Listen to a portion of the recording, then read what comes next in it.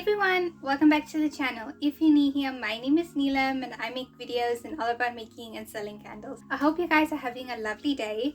In today's video, we're going to be talking about how to get a good hot throw with your candles. I'm going to be personally telling you what I have done to figure out how to get a good hot throw with my candles and what are the things you could do in order to achieve a good hot throw with your candles. With that being said, let's get into the video. In order to achieve a good hot throw in your candles, it all depends on the wax you are choosing to use. There are different types of waxes on the candle market. We have paraffin wax, soy wax, coconut, beeswax. No two waxes are the same. I've said that a lot in my videos.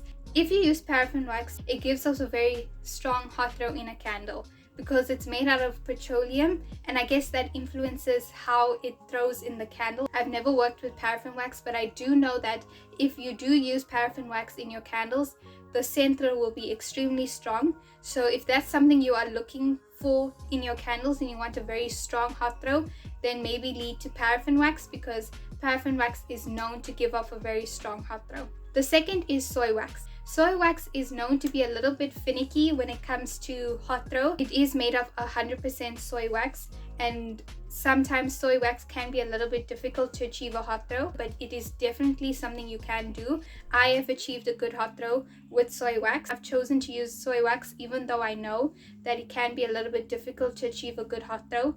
I wanted a better alternative to paraffin wax because paraffin wax is toxic. No hate to paraffin wax, it can be a good wax to use, but I personally have drifted towards using soy wax in my candles. Next is beeswax. I don't have personal experience with beeswax. If you're looking to figure out if beeswax gives a good hot throw, I don't have experience with that. You need to go and look at other videos, but I'm just telling you that there is another wax that you could use, and that is beeswax. Fourth wax you could be thinking of using is coconut soy.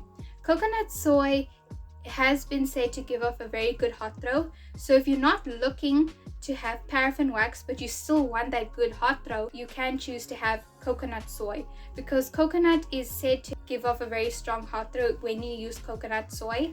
So if you want a good hot throw but you don't want to choose paraffin wax, you can go and choose coconut soy. I don't have personal experience with coconut soy, but I do know that Memory Box Canico did do a tester candle with coconut soy. So if you want to see how it gives off a good hot throw, I will link a video in the description box. Depending on the wax you choose, this is the type of hot throw you will be getting with those waxes. If you use a wax that are different to the ones I have mentioned, let me know in the comments and tell me about that, because that will be very interesting to see how you have achieved a good hot throw with that wax. Please let me know if you have a different wax and how you achieved a good hot throw. If you are still unhappy with the wax that you have chosen, let's say you use soy wax and you don't like how the hot throw is, then you are allowed to change that wax. You don't need to be stuck with that. Remember, you can change anything in candle making if you're unhappy with it. So if you're unhappy with soy wax and it's not giving a good hot throw, go to coconut soy. That is another alternative if you want to stay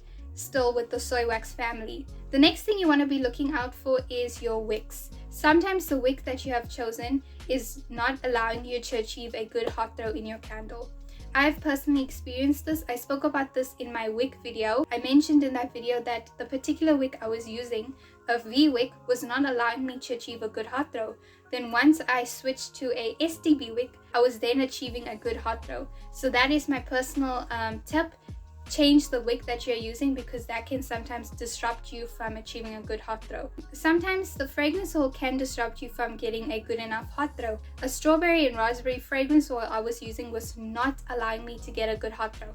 I found the wick that was working, I found the wax that was working, but the fragrance oil was not allowing me to achieve a good hot throw. This is something I would recommend. Test all your fragrance oils and make sure you're getting a hot throw with each and every one of them. The next step you want to do is make sure you're stirring the fragrance oil once you have poured it into your wax to achieve a good enough hot throw. In order to figure out how long you need to stir the fragrance oil, I basically just see if the oil has fully combined with the wax, so there's no longer any oil substance you can see in the wax. When you're pouring your fragrance oil in the wax, you can clearly define which is the wax and which is the fragrance oil.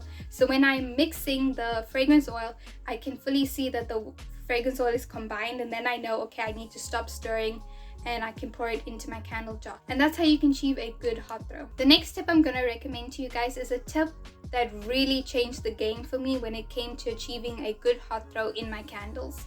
This was checking the wax supplier's recommendation on what temperature to heat my wax to and what fragrance oil percentage would be the right percentage to use in my candle. When you order your wax from your candle supplier, they are supposed to give you the wax supplier's instructions on how to use the wax that you have bought, and you can basically use that as a guide. This made sense to me because they give you a range and you have to choose within that range what temperature you want to heat your wax to and what fragrance oil percentage you want to use in your candle. Having that instruction sheet will then help you create this recipe that will work best for your candle.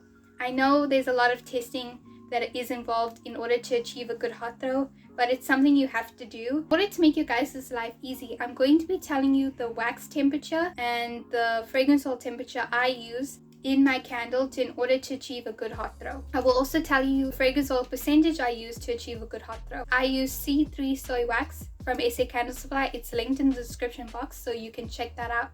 So the temperature I heat my wax to is around 87 to 88 degrees. The reason why I heat my wax to that high of a temperature is because I want the wax to be fully heated up so that it can expand.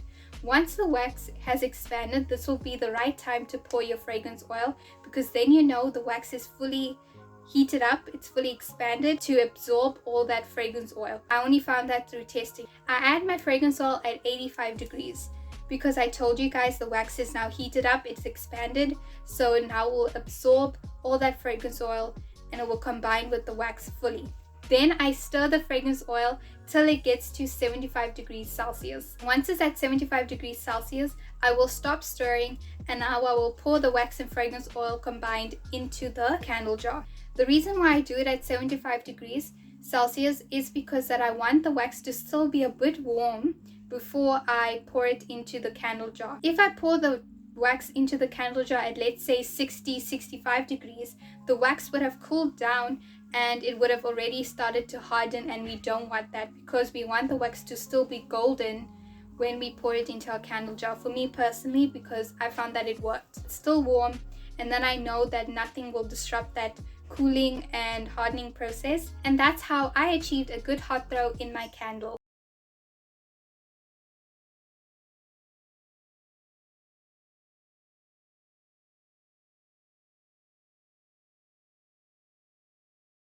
But thank you guys so much for watching. I hope you enjoyed today's video, and I hope these tips help you in achieving a good hot throw in your candle. Please don't forget to follow me on Instagram at Iridescent Candle Co, and I'll see you all in my next video. Bye guys!